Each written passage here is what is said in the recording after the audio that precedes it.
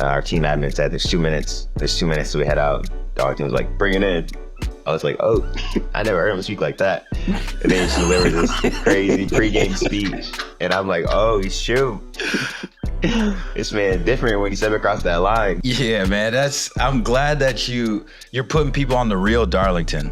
It's like this dude is like the Batman of MLS. he got multiple sides, so people don't even be knowing for real that Darlington got tats and he tucking his chain. I'm like, hey, who you trying to fool, dog? Let the people know what's real. This is New Ground with Allen Hopkins Jr. Let's go. And Jalil Anibaba. Joining us this week to cover New Ground, a man, Jalil, we're both very excited to have on the show. We bring in none other than Columbus Crew defender, DeJuan Jones. DeJuan, how you doing today? I'm doing great. Thank you guys for having me on the show. Super excited. First and foremost, is there anything you want to say to Jalil just for the people right now? Because I know he likes the big homie, big brother, everyone. But this is your chance to set any record straight for the people right now. Because Jalil certainly has a lot of love and respect for you, for sure. And considers you one of the guys that he was able to bring under his fold back in the day, if you will. Yeah, I would say shout out Jalil. It's been my brother since 2019. He really helped me my first year into the league. Like you said, big brother role and showing me the ropes from when I was just a youngin'. So we've come a long way. I'm so happy we still have our friendship. And yeah, Jalil's a real one. He is. Don't tell him too much. He just had his birthday. He's feeling himself for sure. But DeJuan, you get the word that you're traded in one breath. The next breath you hear it's to the Columbus Crew. Take us back to that moment. You've only played for the Revs. Here you are now with a new team in a new city. Take us back inside of what those moments were like, because it's never easy when a player is traded, but certainly it was to a club, the defending champion. So it could have gone a lot worse, if you will. Definitely. Yeah, so we were actually on a 4-day break, middle of the season, right after our first Leagues Cup game. So my wife and I were in Chicago. We were getting ready to hop on a boat and do the architectural tour of Chicago. And then I just get a call from the GM and they're letting me know that, like you said, I'm being traded to Columbus Crew. So I just felt really surreal. All the time I've spent in Boston. It's been my club since I got to the league. And for it to be over like that, I wasn't even going to be able to say bye to my teammates. And just completely caught me by surprise. So definitely a moment where I was like, wow, this is the league. This is the industry that I'm in. And these things happen. So yeah, I definitely was caught by surprise and it was a lot to take in. But like you said, when I found out it was the Columbus Crew, that made me more excited just because going back to the Midwest, and I always love watching the Columbus Crew. They're a great team to watch, and the way they play and the players, the coaches, like it just seemed like a good place to be. And I've heard so many great things from guys, my teammates at the Revs who have played there in Columbus. So that kind of had me excited. So it was a really weird mix of emotions. But all in all, I was excited for a new opportunity and just trusting God's plan for my life. Did you finish the tour? Yeah, so we were just about to leave for the tour. My wife's like, hurry up, I'm about to be late. And I'm like, I got to sit down on the couch for a second. Give me a second. She's like, what happened? I'm like, I need a moment. I'm like, I'll tell you, just give me a second. That's what's up, man. I mean, it's the difficult thing the first time you get either traded or your contract doesn't get renewed and then you're in free agency and finding a new home or whatever have you. I remember the first time I went through it. I was in Chicago, or with Chicago, I should say. I was home on the off season. I got a call at like 6:30 in the morning. My agent talking about, you just been traded to Seattle. And it takes all of the mental fortitude to be able to flip the script in real time and then lock back into playing when your life has completely changed. You literally hit the ground running, scoring in your debut, and then, continuing on to fit into the locker room and on the pitch like a glove. Talk to us about how you were able to process the life and human aspect of it, like you were talking about earlier, and very, very quickly transition that into being able to do what you need to do on the pitch as well. Yeah, I mean, like you said, it was pretty crazy. It's like the next one day I'm in Chicago on vacation, heading back to Boston, but then the next day I'm on a flight to Columbus to start my next chapter. So it was definitely a lot to process, but like I said, this is the industry that we're in, and these things happen. So you have to be ready to go. That's our job. Is when we get out on the pitch, you have to kind of forget about everything else and just focus on your football, focus on your career. So for me, it was also big because I'm coming to a new club. Maybe some of the supporters don't know who I am, so it's important to make a good first impression. So I knew I had to come in hot, even with my teammates, gaining their trust and show them what I can do. So to be able to go in there and score 20 seconds into my debut, like I couldn't have asked for a better introduction to the city. And we were texting afterwards, and sometimes your blessings, they're for you, and what's meant for you is meant for you. DeJuan, you played for one of the best coaches in league history in Bruce Arena. You're doing it again in Wilfried Nancy. Now you're also playing with one of the best to ever do it on the field in Darlington Nagbe. What has that experience been like now that the trade is settled and you're headed to the postseason and you're playing for and with some of the best to ever play at MLS? Yeah, it's really a blessing. I mean, I remember playing against Columbus. Bruce would always say, guys, you're not going to steal the ball from Darlington, so just try to foul him.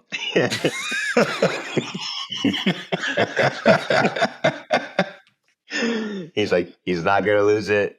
He's going to complete every pass. Just try to foul him. And so, yeah, playing against him has been tough all these years. But now to be his teammate and just see how he is as a teammate, as a leader in the community, leader on our team, on and off the field. I mean, he's a true character, and he really inspires the whole team. And you could tell how much respect everyone has for him each and every day he comes to the facility.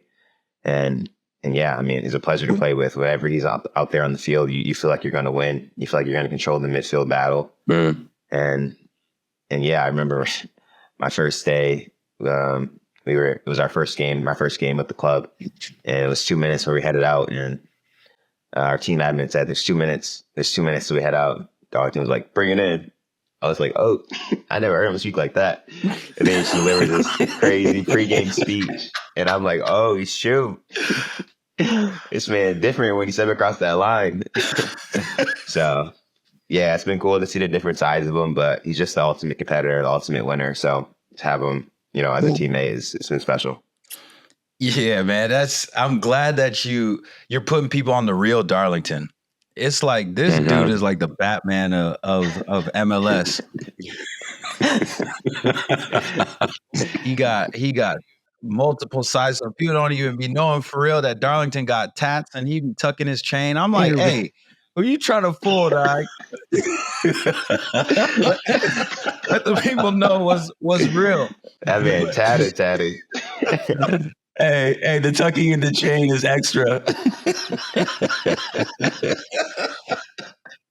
Hey, for real though. If you ever do an interview with Darlington, make sure he untuck that chain. He ain't fooling nobody. But and when it comes to you though, it's interesting. I've never really thought about it before you got to the Crew, but you and Darlington have kind of similar personalities. You guys are slick, shy, calm, don't really say too much, but in the locker room vibe, y'all be turning up. Like you guys got a lot of energy. It's that very humble approach to things, silent assassin, if you will.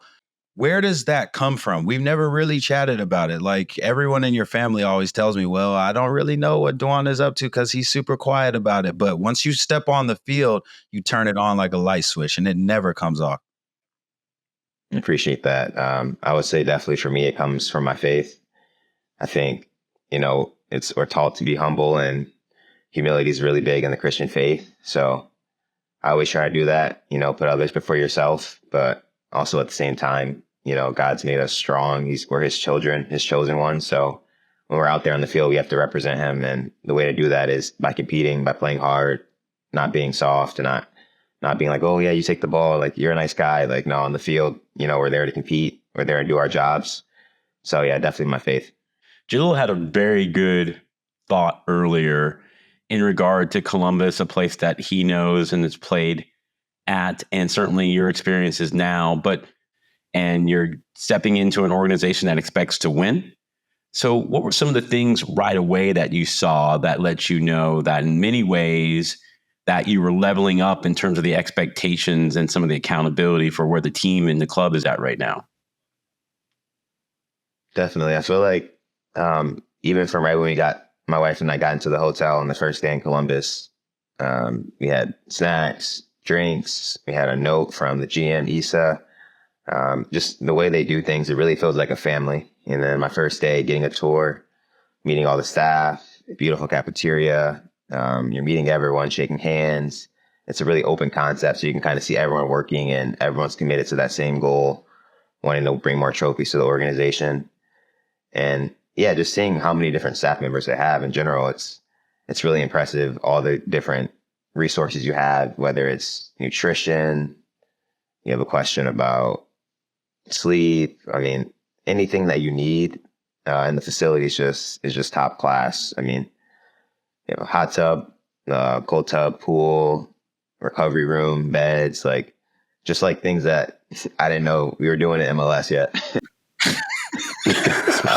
So yeah, I would really just say the family atmosphere, and everyone's commitment to being their best. Yeah, I mean, that is spot on. That is one of the reasons why Columbus has elevated itself from the middle pack in MLS and has become one of the most prestigious clubs in MLS in the last 5 years or so. Did you have a similar experience, Jalil? Yeah. The way that the facility is set up, the way that the front office works exactly where the players work, it really does open up the environment and let people be put in spaces physically and, figuratively to always be learning. The players are learning more about the business when they play for the Crew because they see what the director of community engagement does on a day-to-day basis, or, they see face-to-face the Isas and the Dante Washingtons every single day. So it definitely does help. And then on the flip, the front office gets to understand what the players are doing just on a bit of a higher clip because they see training. It's there. It's right there for everybody to see. And, but it always comes down to the players. The players are the ones that if they are doing what they're supposed to do and they're winning games and getting in positions to compete for titles, it elevates the club and its prestige. For you, DeJuan, you've come from a club that was doing things on the pitch at a high level as well. And now for you, the expectation isn't for you to fit in or for you to contribute a little bit. You are supposed to come in and be one of the stars of the team. You've done that, check. National team is something that's on your resume now, check. For you now, where do you want to take your career on an individual basis that will, of course, continue to help the collective, whether it be the national team or the Columbus Crew? Yeah, like you said, just continue to make my mark. I'm still learning this new system. Yeah, I'm getting comfortable quickly, but there's still a lot. My teammates have been here, most of them since Wilfried got here a year and a half. So still figuring out the intricacies of a system, the way training goes, how they want us to play as wingbacks. I still remember my first couple sessions. I just couldn't believe how high and wide he wanted the wingbacks. Like I kept coming in a little bit. He's like, higher, wider. I'm like, really? Like, what if we lose the ball? He goes, we're not gonna lose the ball. We're not gonna lose the ball. Higher and wide. I'm like, what? Okay. So yeah, still figuring out the intricacies of how we want to play. But yeah, definitely want to be a starter for the Columbus Crew, as well as Pochettino just came in for the national team. So definitely looking to get my first cap with him and looking forward to the World Cup being on home soil in 2026. But yeah, it's going to take, consistent playing time here with the Crew. And then when I get my chance with the national team, being ready to go. And I think whenever a new coach comes in, like Pochettino, it's, a new opportunity. So I'm looking forward to hopefully getting opportunity and making the most of it. You said something to me that's really interesting there, DeJuan, as far as the outside backs or the wing backs, getting extremely high. But that's exactly what you're used to, though. Not necessarily at the Revs because you're playing a more traditional outside back position, but you're at Michigan State, you're a winger, and then had to really do the reverse mental gymnastics to keep yourself confined, to make sure you stay in that outside back spot, make sure your defensive responsibilities are always taken care of. So do you feel as though you're getting more back to what you're used to doing, just attacking with free reign, going up and down the line like you grew up doing in Michigan? I remember one game, Wilfried was like, remember when I saw you at the combine, you were a winger, like play like it. So it's like, he remembers me from back then in 2019 when he was still at Montreal. And like you said, that was what I did. So now it's cool because even like, again, I started to accept my role as a left back, but even a couple of years ago, I was just like, dang, if I was a winger, man, I have all these goals and assists. And it's like, now I'm back up there. Now I'm back up there. So now it's time to put my money where my mouth is, So it's really cool to still, be an outside back, but I'm able to still show, what I can bring into the attack. And like you said, it's something that I've done my whole life and my whole career, and getting up and down. So yeah, being able to play this position is really a blessing, and I'm excited to show my quality more in the final third. U.S. men's national team defender DeJuan Jones, 8 caps, 3 assists. You had 2 in 4 starts at the 2023 CONCACAF Gold Cup. So your national team career got off to a great start. Let's stay on your play on the field a beat longer. You're one of only 3 defenders, DeJuan, league-wide with 5 assists in each the last 3 seasons. And I was chatting with a player that I saw really put in the work off the field and on the field, Houston Dynamo outside right winger Griff Dorsey. And the question I have for you is, who stayed with you after training? Because nothing happens by accident. But when I see you go down, cut inside, and finish like you did in your debut, or when you go down and cut inside or play a dime, but when you were coming up as a player, who was putting you on game to understand that there's certain parts of my craft I have to master, and I have to be very specific about these reps and the quality of those reps? Who were those people, players, or coaches early on in your career that helped you create the standard that you have right now? Yeah, I remember even as early as my college days, maybe even high school even, I would just set balls up both on the right and left side because I always train both feet equally and just work on touch and then finding the far corner. So like the goal I scored against the Revs, like that's like something that I practiced so many times. So it's really cool. And, you can see your practice come into play, and you make those big moments like that. But definitely early in my career, like I said, Jalil was very influential, especially when I made the transition to outside back. He was always there, had a lot of barbershop talks, talking footy, cutting my hair, saving me. He was saving me. So Jalil was definitely there for me a lot early on. I think me and Brandon By also, like, we would always compete. So a lot of crossing after training, seeing who could get more assists. And then I think Dave Vandenberg was really helpful in just helping me get my shot off quicker. He was very good at that. And he would see me shooting after and be like, DeJuan, like, you're taking too many steps. So I have to give him credit for helping me like shorten my steps and just get that shot off. Because all you need is like, half foot. You don't need too much space. Just if you can get the shot off, that's enough. And then also Showery was really helpful with me pretty much every day after training.